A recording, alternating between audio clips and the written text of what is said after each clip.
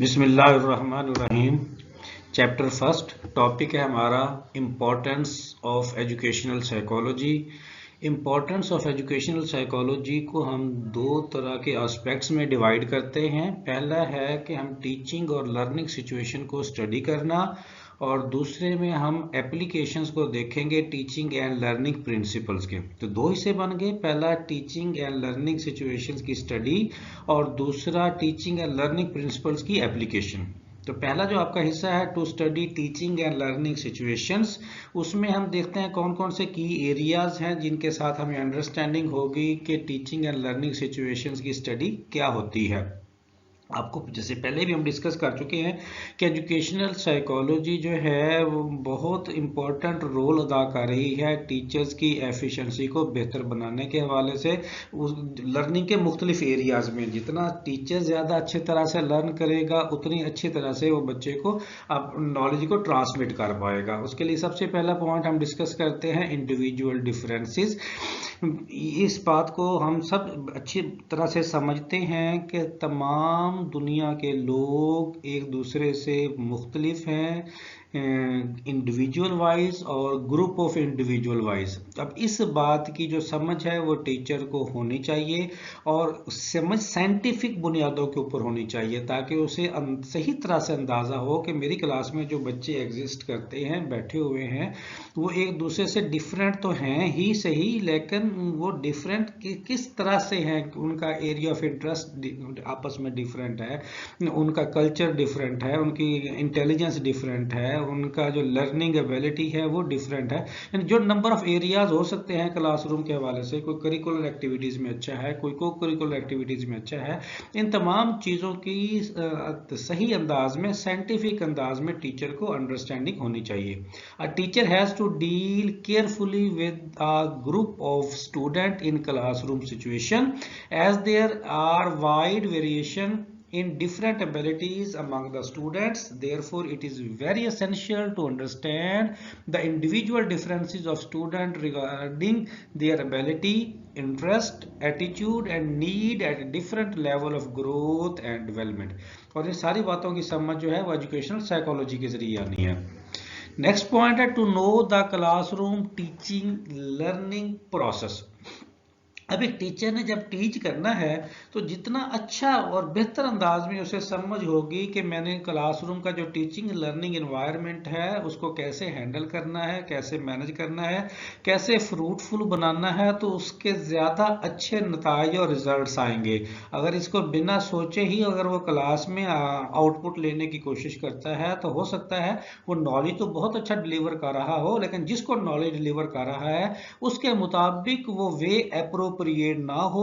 वे appropriate ना होने की वजह से, उसकी प्रेजेंटेशन अप्रोप्रिएट ना होने की वजह से जो टीचिंग लर्निंग प्रोसेस है मुतासर हो सकता है। A well developed theory of classroom teaching and learning is helpful for transacting the content to the student effectively, which includes classroom climate and the teaching competence which are required for effective communication and presentation of content. A teacher must know the appropriate principles of teaching learning, different approaches to teaching for better result of teaching learning process. Next point है awareness of effective methods of teaching. अब जब teaching learning process को उसको समझ आ गई है कि मैंने एक फ्रूटफुल और फेवरेबल बनाना है, अप्रोप्रिएट बनाना है, बच्चे की मुताबिक बनाना है, तो साहब ज़रा उसके लिए जो मेथड ऑफ टीचिंग है वो इफेक्टिव होना चाहिए, उसकी अवेयरनेस होनी चाहिए। जैसे मिसाल के तौर पर छोटे बच्चे को अगर हिस्ट्री पढ़ाना चाह रहे हैं तो छोटे बच्चे स्टोरीज की सूरत में बात को ज़्यादा अच्छी तरह से लाइक करते हैं, समझते हैं।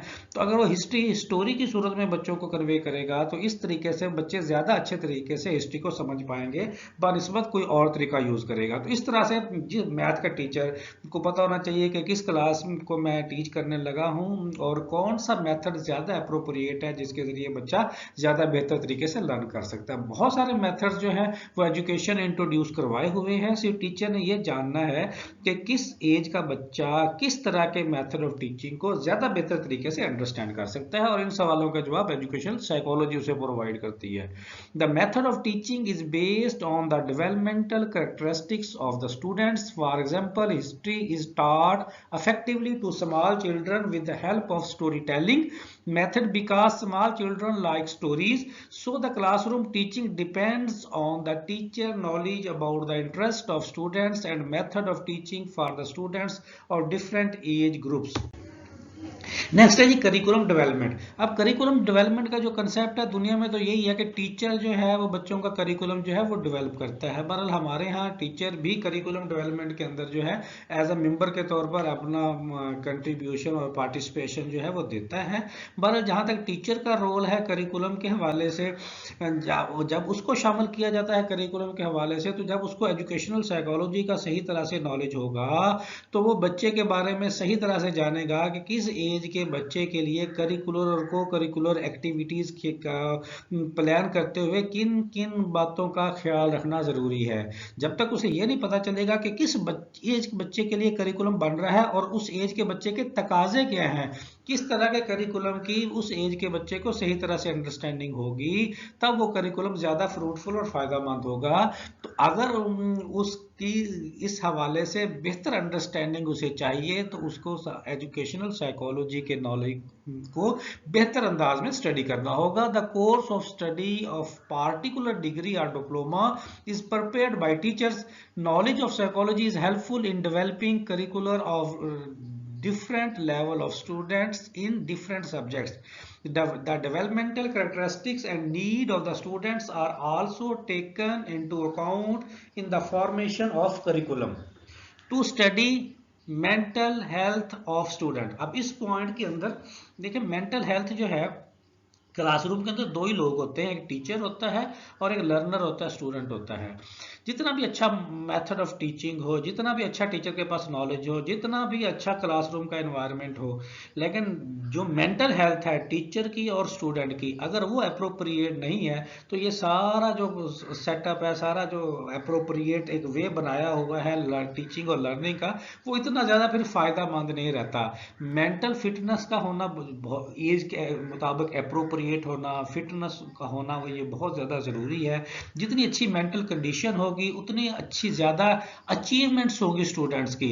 इसलिए जो है मेंटल फिटनेस या जो है वो बेहतर से बेहतर तब भी हो सकती है जब एक फ्रेंडली और फ्रूटफुल इन्वायरमेंट मिले, टीचर को भी मिले, स्टूडेंट्स को भी मिले, स्ट्रेस ना हो, एंजाइटी ना हो, एक्स्ट्रा बर्डन ना हो, प्रेशर ना हो, रिस्पेक्ट हो, करेज हो, मोटिवेशन हो, पेशेंस हो, यानी वो जितने भी पॉजिटिव मूव्स हैं जिसके जरिए एक इंसान बेहतर और अच्छा फील करता है और टीचर को लगता है कि मैं जब नॉलेज दे रहा हूँ तो मुझे उसका रिगार्ड भी मिल रहा है, मुझे अप्रिसिएशन भी मिल रही है, मुझे रिस्पेक्ट भी मिल रही है, तो उसकी जो मेंटल हेल्थ है वो बहुत अच्छी होती है। और उसके साथ साथ उसका ये भी जिम्मेदारी कि वो बच्चे की मेंटल हेल्थ का भी बहुत अच्छी तरह से ख्याल करे, क्योंकि 6 साल की उम्र का बच्चा तकरीबन उसकी जो पर्सनैलिटी की डेवलपमेंट है वो 90% हो जाती है। इसका मतलब ये है कि जैसे बड़ा बच्चा या बड़ा इंसान अपनी इज्जत बेइज्जती महसूस करता है मुख्तलिफ सिचुएशन में, उसकी इज्जत नफ्स होती है, उस एज का बच्चा भी सेम वैसे ही अपनी इज्जत नफ्स को महसूस कर रहा होता है। तो इस तरह टीचर को इस बात की भी अंडरस्टैंडिंग होनी चाहिए, जिस तरह से मुझे मेरी मेंटल हेल्थ की बड़ी इंपॉर्टेंस है, इस तरह बच्चों की भी मेंटल हेल्थ की बहुत ज्यादा इंपॉर्टेंस है। In the process of teaching and learning activities in the classroom, mental health of the teacher and taught play a significant role. As the mental condition influences directly the achievement of students, the mental health of teacher and student must be normal or healthy. There are different causes of mental illness of the teacher and the taught. It should be known to the teachers to regulate teaching learning process. Next point है guidance to the student. ये जो guidance है ये regular जो है एक teacher के side का एक हिस्सा है कि जो मुसलसल उसने बच्चों के साथ इसका इस्तेमाल करते रहना है, क्योंकि बच्चा टीचर की एज से बहुत छोटा होता है और उसको दुनिया की मामलात की, सोशलाइजेशन की, चीज़ों की, आने वाले वक्त के बारे में इतनी ज़्यादा अंडरस्टैंडिंग नहीं होती जिस प्रोसेस में से टीचर गुजर चुका होता है। और तकरीबन उसी तरह के मिलते जुलते प्रोसेस में से टीचर गुजर के टीचर बना हुआ होता है और उसको सारी पिक्चर की बहुत अच्छी तरह से समझ होती है।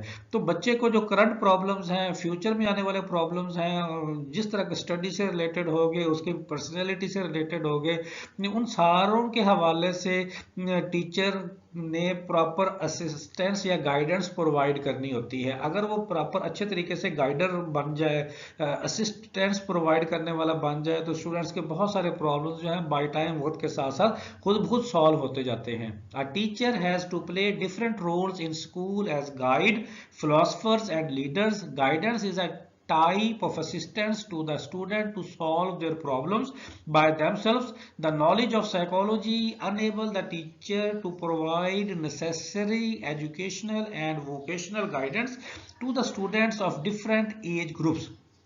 मेजरिंग लर्निंग आउटकम्स, अब ये बहुत मेन पॉइंट है, मेजरिंग लर्निंग आउटकम्स। देखिए टीचर्स ने पहला हिस्सा क्या है कि उसने बच्चों को नॉलेज देना है, लर्निंग देनी है।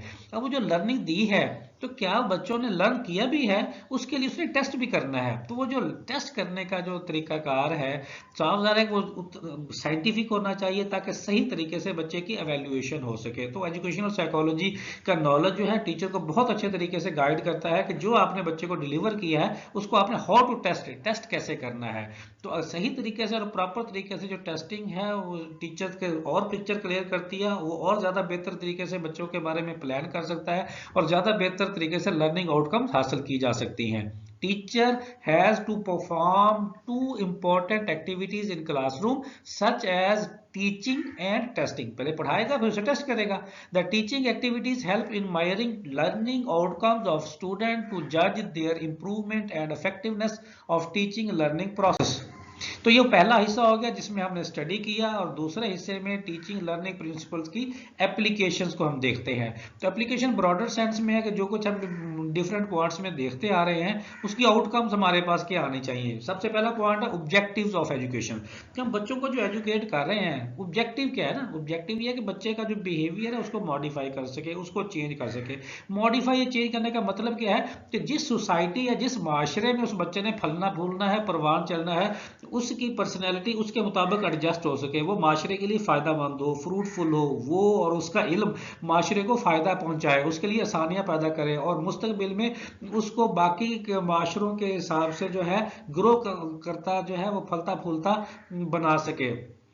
तो यही मेन ऑब्जेक्टिव ऑफ एजुकेशन है। उसके लिए साफ ज़ाहिर है कि जितनी अच्छे मेथड ऑफ टीचिंग होगी, जितना अच्छा लर्निंग होगी, जितना टीचिंग अच्छी होगी, जितना अप्रोप्रिएट वे में बच्चों को पढ़ाया जाएगा, उतना अच्छे तरीके से बच्चे को माशरे के अंदर एडजस्ट किया जा सकता है। Education is a purposive attempt to bring about desirable changes in the student's behavior. The objectives of education are realized in terms of behavioral change among the students. The teachers have to create the learning conditions to provide knowledge and experience to the students for the change of behavior. They have to relate teaching to learning by appropriate method of teaching. Next point है use of audio visual aids in teaching. अब हमने पहले भी बात की कि teaching method, teaching classroom environment, ये सारी चीज़ें जो हैं ये तब भी बेहतर हो सकती हैं कि जो हमारे इमेजिनेशन में चीज़ें उसे प्रैक्टिकली किया जाए। प्रैक्टिकल ये है, अब टीचर ने बच्चों को पढ़ाना है तो उसके लिए उसे लेक्चर के साथ साथ मटेरियल भी यूज़ करना चाहिए। जितनी छोटी क्लास होगी उतना ज़्यादा मटेरियल का यूज़ करना ज़्यादा ज़रूरी है ताकि जो आप बोल रहे हैं उसका मटेरियल भी क्लास के अंदर अवेलेबल हो। क्योंकि बच्चा, उसके पास अभी एब्स्ट्रैक्ट नॉलेज नहीं आया, वो चीज़ तब भी समझ पाता है जब उसको वो चीज़ दिखाई जाए जो आप बोल रहे हैं। तो उसके लिए उसको हम AV एड्स या ऑडियो वीडियो एड्स का नाम देते हैं। तो पहले रेडियो भी था, फिर टेलीविजन भी आया। साफ साफ जब सिर्फ आवाज़ सुनाएंगे चीज़ों की तो उसकी अंडरस्टैंडिंग कम होती है। जब उसको आवाज़ के साथ साथ उसकी पिक्चर भी दिखाएंगे, उसकी वीडियो भी दिखाएंगे तो उसकी अंडरस्टैंडिंग उससे ज़्यादा होगी। आजकल तो आपको पता है डिजिटलाइज का दौर है, इंटरनेट है, स्मार्ट बोर्ड है, लाइव एक्सेस है, डिजिटल लाइब्रेरी तक चीज़ों की एक्सेस है, 3D डायमेंशंस जो हैं वो बच्चों को दिखाई जा सकती हैं। जैसे अक्सर फिजिक्स में, साइंस वगैरह इस तरह के सब्जेक्ट्स में, मैथ केमिस्ट्री में पहले जो पिक्चर्स थी बच्चों की उस तरह से अंडरस्टैंडिंग नहीं होती थी जब बोर्ड पे बनाई जाती थी। अब जब 3D ग्राफिक्स आई हैं तो बच्चा उसके तीनों डायमेंशन के साथ पिक्चर को जब देखता है तो उसको बहुत अच्छे तरीके से क्यूबिकल शेप की जो पिक्चर्स है उसकी अंडरस्टैंडिंग और उसके फंक्शंस की भी अंडरस्टैंडिंग होती जाती है। The teacher can take the help of scientific devices. The topic of presentation in the classroom can be made interesting by involving more students. Participation. Television is a more popular device as compared to radio because television is provided both audio and visual experiences. Many difficult concepts can be made easy and interesting by the use of audio visual teaching aids. The knowledge of psychology is necessary to plan and teaching aids appropriately. उसके बाद है जी को curricular activities. Curriculum जो होता है वो दो हिस्सों पर इमोशनल, उसमें करिकुलर एक्टिविटीज भी होती है और को करिकुलर एक्टिविटीज भी होती हैं। अब ये जो को करिकुलर एक्टिविटीज हैं ये जिन अदारों में जिन स्कूलों में प्रॉपर तरीके से लॉन्च की जाती हैं वहाँ का बच्चा बड़ा हेल्दी होता है, मेंटली भी हेल्दी होता है, फिजिकली भी हेल्दी होता है और वो सोशलाइजेशन के वाले से भी बहुत अच्छा होता है क्योंकि उसमें ग्रुप की शक्ल में इंटरेक्शन होती है, लोगों के साथ डायरेक्ट उसका इंटरेक्शन होता है, पब्लिक गैदरिंग होती है जहाँ वो अपने आप को प्रेजेंट करता है, चाहे वो गेम हो, चाहे डिबेट हो, चाहे कोई कल्चर प्रोग्राम हो। और इस तरह की एक्टिविटीज से बच्चे की जो डेवलपमेंट है ओवरऑल वो बहुत अच्छी होती है, उसकी फिजिकल डेवलपमेंट बहुत अच्छी होती है, उसकी कॉग्निटिव, उसकी इंटेलेक्चुअल, उसकी मेंटल डेवलपमेंट जो है वो बहुत अच्छी होती है। और हमारा मकसद भी यही होता है कि बच्चे को जब हम पढ़ा रहे हैं, एजुकेशन दे रहे हैं, तो उसकी सिर्फ उसका इंटेलेक्चुअल, क्योंकि करिकुलर एक्टिविटीज के साथ साथ उसकी इंटेलेक्चुअल एक्टिविटीज बेहतर होनी है, तो उसकी जो फिजिकल एक्टिविटीज है, उसकी जो फिजिकल डेवलपमेंट है उसको भी बेहतर करने के लिए, क्योंकि एक हेल्दी और स्ट्रांग पर्सन को हमने माशरे में तैयार करके भेजना है, तो को करिकुलर एक्टिविटीज बहुत जरूरी है। Education is to have all round development of the child. The curricular experience develops only cognitive aspects of the child. Therefore, other activities like games, sports, scouting, girls guide, debates, cultural programs are essentials along with curricular activities for wholesome development of the child. Third है जी preparation of time table. ये जो time table है ये भी बड़ा scientific work है। इसको जो अदारा बहुत अच्छे तरीके से प्रॉपर तरीके से बच्चे के लेवल के मुताबिक जिस क्लास के लिए वो टाइम टेबल बनना है उस एज के तकाजों को मद्देनजर रखते हुए बनाया जाएगा तो ज़्यादा अच्छी एजुकेशन बच्चों को डिलीवर की जा सकती है। मिसाल के तौर पर जब टाइम टेबल में डिफरेंट सब्जेक्ट होते हैं, उसमें कुछ सब्जेक्ट्स ऐसे होते हैं जो थोड़े से इंटरेस्टिंग होते हैं और कुछ सब्जेक्ट्स होते हैं जिनमें इंटरेस्ट पैदा करना ज़रूरी होता है, इतनी आसानी से उनमें इंटरेस्ट पैदा नहीं किया जा सकता, कुछ डिफिकल्ट होते हैं, कुछ आसान होते हैं। तो टाइम टेबल में इस तरह से उसकी एडजस्टमेंट होनी चाहिए कि जब बच्चा फ्रेश हो तो उस तरह के सब्जेक्ट्स उसके लिए रखे जाएं कि जिनमें थोड़ा सा बच्चे का इंटरेस्ट कम भी हो लेकिन वो सब्जेक्ट इंपॉर्टेंट हो तो वो पहले रखा जाए। और जब जैसे जैसे बच्चा थकता जाता है तो इस तरह के सब्जेक्ट रखे जाए जहां मेंटली बच्चे को ज्यादा स्ट्रेस ना लेना पड़े उस तरह के टॉपिक को समझने के लिए। जब इस तरह से टाइम टेबल बनाया जाएगा तो बच्चा आखिरी पीरियड तक, पहले से लेकर आखिरी पीरियड तक सब्जेक्ट्स में दिलचस्पी लेगा। अगर आसान सा सब्जेक्ट पहले रख दिया जाए और मुश्किल सब्जेक्ट आखिर में रख दिया जाए तो बाय टाइम वक्त के साथ साथ जैसे जैसे पीरियड आखिरी आता जाएगा बच्चा स्ट्रेस फील करता जाएगा और अपना इंटरेस्ट जो है वो डाउन फील करता जाएगा। The classroom teaching of various subjects is organised by perfectly arranged timetable. Knowledge preparation of timetable needs thoroughly psychology as the difficulty subjects like mathematics and science are placed in the first period and other subjects like history, geography are usually taught in the last periods। तो थोड़ा सा बता भी दिया कि शुरू के subjects कौन से होने चाहिए और एंड के सब्जेक्ट्स कौन से होने चाहिए। डेमोक्रेटिक एडमिनिस्ट्रेशन, हाँ ये जो है अब अदारा है ना, एडमिनिस्ट्रेशन जो है वो ओवरऑल अदारे का सरबराह जो स्कूल का हेड होता है, प्रिंसिपल होता है, उसने भी करनी होती है और क्लासरूम के अंदर टीचर भी एक तरह से एडमिनिस्ट्रेशन या मैनेजमेंट कर रहा होता है टीचिंग के साथ साथ। तो कहते हैं कि साफ सारे बहुत सारे उसके वे हैं, ऑटोक्रेटिक है, डेमोक्रेटिक है, लेजिस फेयर है, वो सारी ही एडमिनिस्ट्रेशन अकॉर्डिंग टू सिचुएशन जो है यूटिलाइज तो की जा सकती हैं लेकिन फिर भी सबसे अच्छी जो एडमिनिस्ट्रेशन है वो डेमोक्रेटिक होती है ताकि जिसमें बच्चे को थोड़ा सा इंडिपेंडेंसी हो ताकि वो समझे कि मेरी भी इसके अंदर जो है वो इनपुट जो है शामिल है। तो जितना अच्छा डेमोक्रेटिक वे में इम्पार्शियल तरीके से एडमिनिस्ट्रेशन की जा रही होगी बच्चा फ्रीडम फील करेगा, जितना बच्चा फ्रीडम फील करेगा उतना बेहतर तरीके से प्रॉब्लम सॉल्विंग की सिचुएशन में जाएगा। The school and classroom administration should also be impartial and democratic. It should provide freedom of expression to the student to explore their innate power. The students' problem are to be solved sympathetically through mutual discussion and understanding. The study of educational psychology is thus very useful for teachers for planning, organizing and evaluating the teaching learning activities in the class.